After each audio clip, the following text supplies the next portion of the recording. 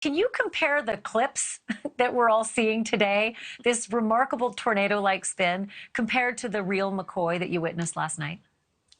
Well, look, like every other reporter, we were in a tent adjacent to the studio, so I wasn't inside to observe Fetterman and Oz firsthand. But look, I think that you saw what we all saw, which was a candidate who is still impaired because he is continuing to recover from a stroke.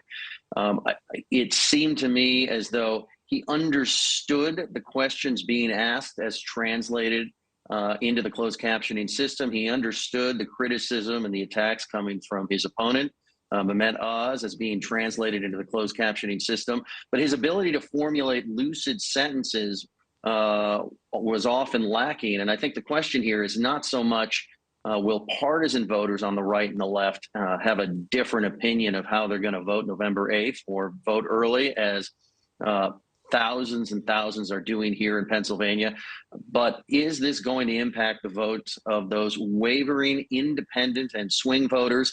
Maybe you have Republicans who would normally vote for Oz but don't know how they feel about him because he's a recent transplant from New Jersey and isn't steeped in Republican politics. Maybe you have independents who tend to lean to the left and vote for Democrats because they have concerns about leadership of the Republican Party. But they look at John Fetterman and they wonder if he's fit for the job. And I think these questions are legitimate. And I don't think they're legitimate because I'm raising them or you're raising them. I think that voters that are paying attention, that were looking to this debate to make their decisions, are going to see an individual that continues to recover from a very major medical condition, and it's going to give them pause. They may vote for him in the end in any case.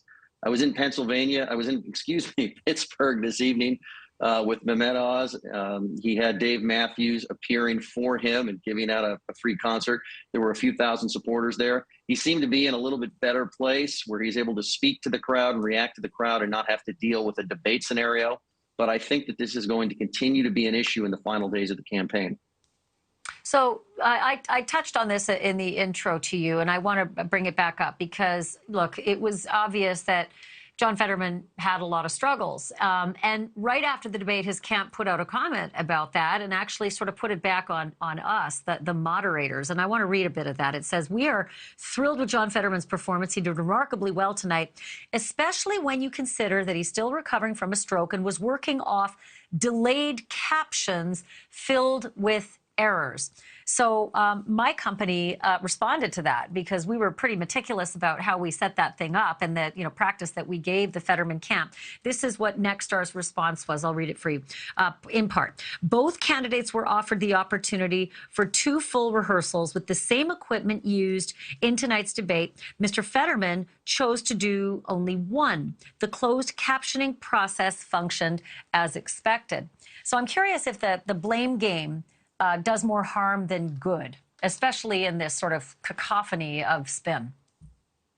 Well, I think when you're in a position where things didn't go exactly as you hoped and you're the one answering the most questions, what you're trying to do is satisfy your supporters, keep them energized, make sure that they don't think there's any reason not to show up and vote, that the campaign doesn't have any trouble, and you're trying to explain away a night that just didn't go as they might have hoped. And certainly the reaction to the night didn't go as they might have hoped. And so I've seen this from campaigns for years where they're looking for any angle, any excuse to try and deflect and deny. And I don't think that this is any different. Thank you for watching. Go to newsnationnow.com to find NewsNation on your television provider. And don't forget to click the red subscribe button below to get more of NewsNation's fact-driven, unbiased coverage.